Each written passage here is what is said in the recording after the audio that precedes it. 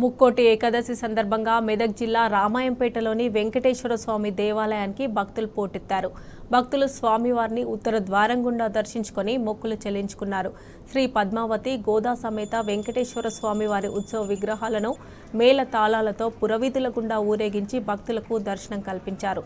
భక్తులకు ఎలాంటి ఇబ్బంది లేకుండా ఆలయ అధికారులు అన్ని ఏర్పాట్లు పూర్తి చేశారు.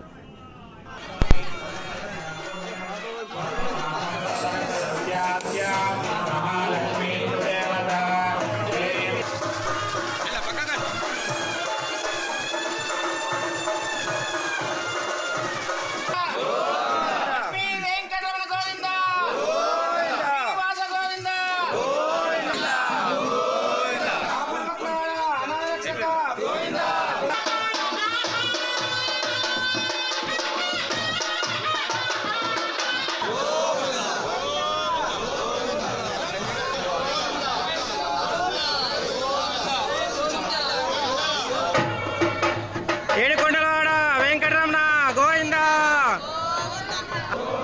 ఏడుకొండలవాడ వెంకటరమణ